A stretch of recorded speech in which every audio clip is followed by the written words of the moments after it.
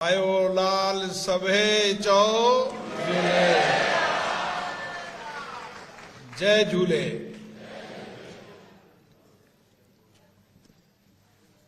विश्व Sindhi Hind foundation of association के द्वारा आयोजित ये वैश्विक सम्मेलन, जिसमें देश और दुनिया के अलग अलग प्रतिनिधि आए हैं, मैं आप सबका हार्दिक अभिनंदन करता हूं, स्वागत करता हूं। भगवान झूले जी का आशीर्वाद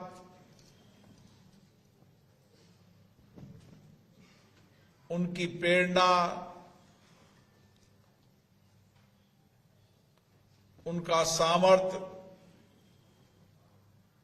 हम सबको नई प्रेरणा देता है, नई दिशा देता है। और इसीलिए आज जो आप आयोजन कर रहे हैं, उस आयोजन में भी आपके संस्कार, आपकी संस्कृति, सिंधु सभ्यता और आपके विचार कि किस तरीके से हम सशक्त समाज बनाकर समर्थ भारत बनाएं। और मैं आज देख रहा हूं कि देश और दुनिया के अंदर सिंधी समाज के पुरुषार्थ, उनकी कड़ी मेहनत, कठिन परिश्रम, नए इनोवेशन और सामर्थ्य से आज सशक्त समाज भी बन रहा है और समर्थ भारत में भी सिंधी समाज का बहुत बड़ा योगदान है। मेरा भी जीवन काल भी सिंधी समाज के परिवेश के अंदर ही गुजरा और लंबे समय तक उनका सानिध्य मिला, उनका आशीर्वाद मिला। और जब राजनीति क्षेत्र के अंदर पहला चुनाव लड़ा, तब भी 2003 से लगातार मुझे विधायक से सांसद बनाने में इस समाज का बहुत बड़ा योगदान है।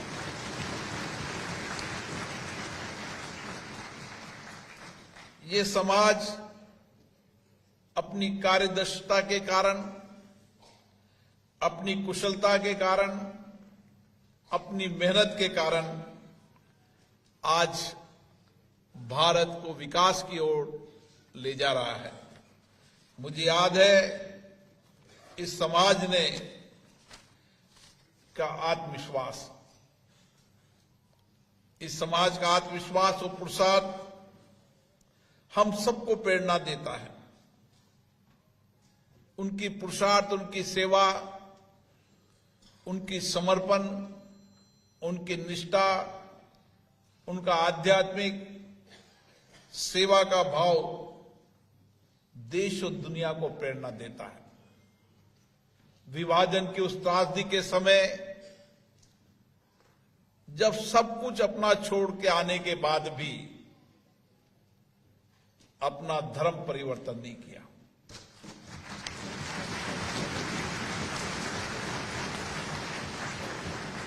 वो समय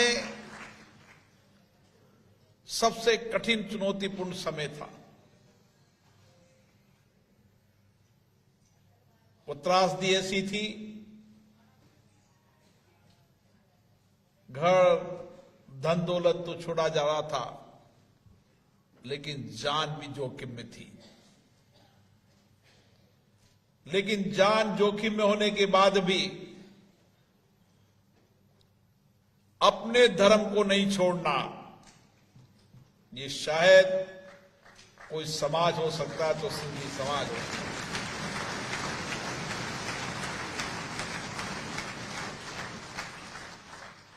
और इसीलिए विभाजन की त्रासदी हम सबको पता है, किस कठिनाई किस चुनौतियों के अंदर हमने जीवन को गुजारा। लेकिन उस त्रासदी के बाद भी, सब कुछ छोड़ने के बाद भी अपने संस्कार नहीं छोड़े, अपनी संस्कृति नहीं छोड़ी, अपने मूल्य नहीं छोड़े और पुरुषार्थ से, कड़ी मेहनत से फिर से अपना जीवन शुरू किया। और आज देश के अंदर चाहे व्यापार हो, चाहे उद्योग हो, चाहे कोई भी नया क्षेत्र हो, उन नए क्षेत्र में नए इनोवेशन कर कर, नई सोच नई चिंतन से किस तरीके से व्यापार को प्रतिस्पर्धा बनाया,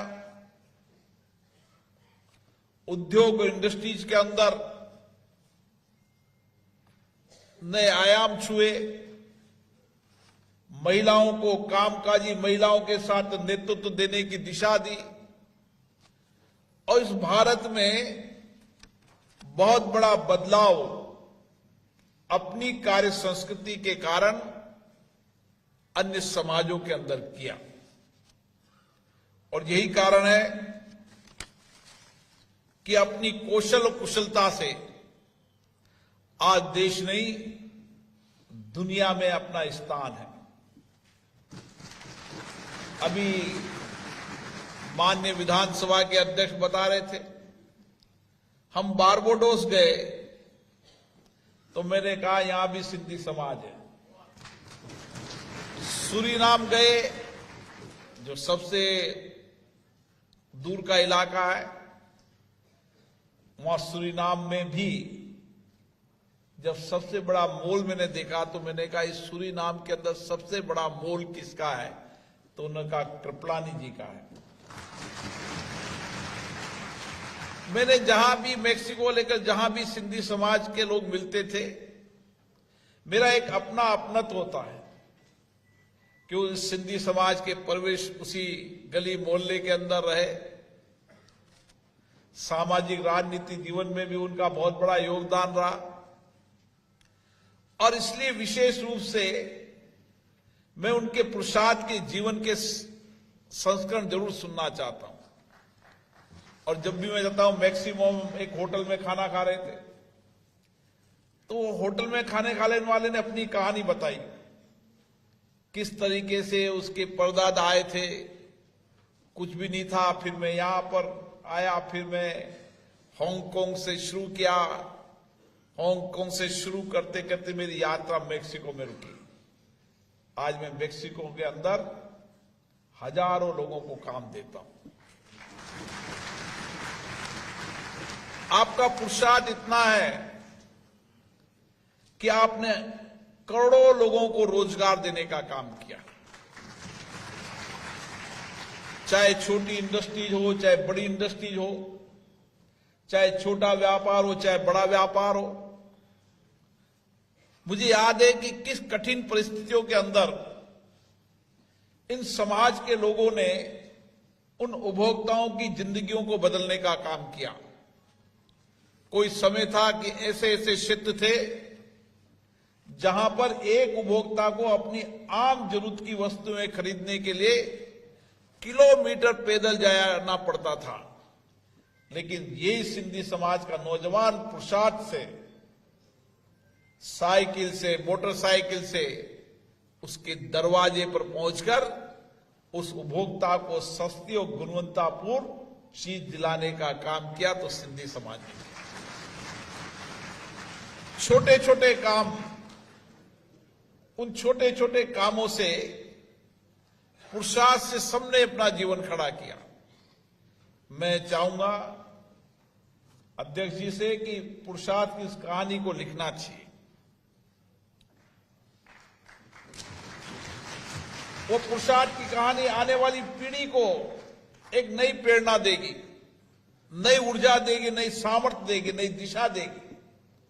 केवल सिंधी समाज में नहीं, संपूर्ण समाज के अंदर वो त्रासदी के बाद किस तरीके से उन्होंने जीवन के अंदर बदलाव किया, पुरुषार्थ से, कड़ी मेहनत से, कठिन परिश्रम से, आध्यात्मिक धर्म संस्कृति के साथ सेवा और आपदा के अंदर सबसे आगे रहता है तो सिंधी समाज रहता है। इस देश के अंदर चाहे भूखे को भोजन हो, चाहे प्यासे को पानी हो, चाहे चिकित्सा व्यवस्था हो, चाहे विद्यालय हो, समाज में जहां भी अभाव देखे, कठिनाई देखी, चुनौती देखी, वो चुनौती आपदा खुद ने सहन की थी। इसलिए कोई चुनौती में न रहे, संकट में नहीं रहे, आपत्ति में न रहे, अभाव में नहीं रहे, उसके अभाव को पूरा करने के लिए सिंधी समाज ने काम किया।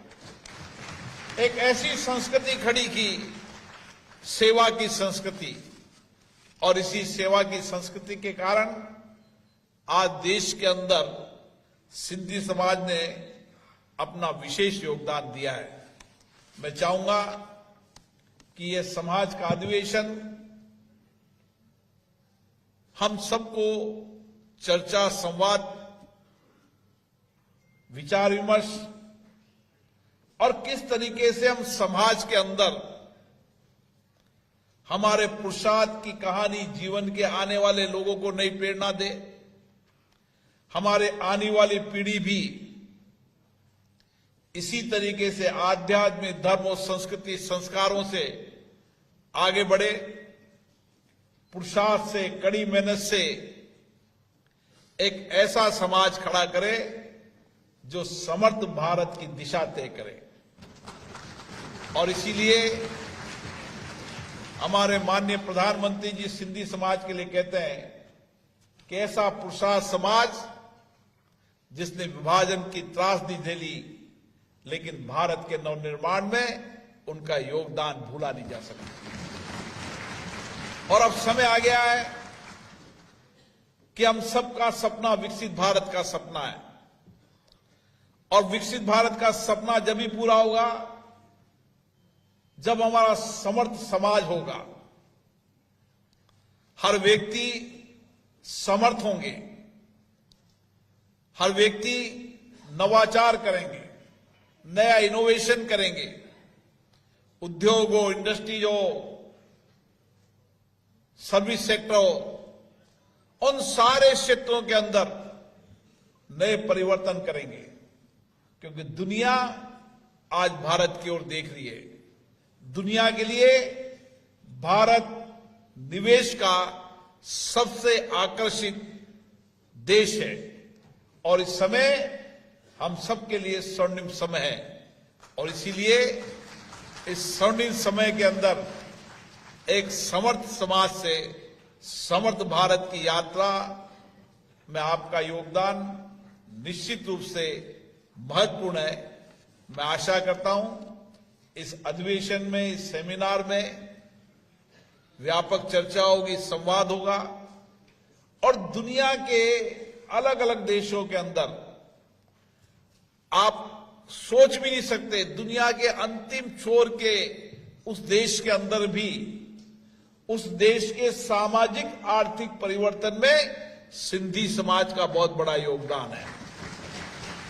केवल भारत में नहीं, भारत के दूर दराज के गांव में तो मैंने खुद ने देखा है, लेकिन दुनिया के अंदर भी उस देश के सामाजिक आर्थिक परिवर्तन, वहां की उद्यमशीलता, वहां के रोजगार में, वहां की सामाजिक सेवा में सिंधी समाज का बहुत बड़ा योगदान है। उन सबको हमें संगठित करना चाहिए, उन सबको हमें एक साथ एक प्लेटफॉर्म पर लाना चाहिए, ताकि हम सब सामूहिकता से मिलकर काम कर सकें, मिलकर योजना बना सकें।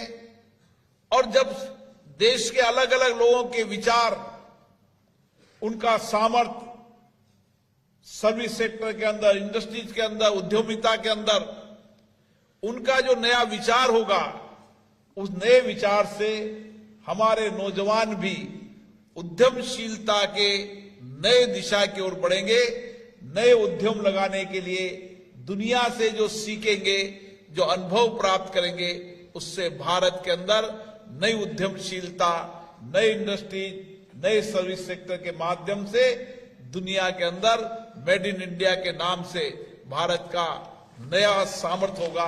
मैं मानता हूं इस काम को अगर कोई कर सकता है तो सिंधी समाज का पुरुषार्थ नौजवान कर सकता है। इसलिए मैं हमेशा आपसे बहुत अपेक्षाएं रखता हूं, आकांक्षा रखता हूं। मैंने वो परिवर्तन का समय देखा है 1947 से लेकर, मैंने उस यात्रा को देखा है।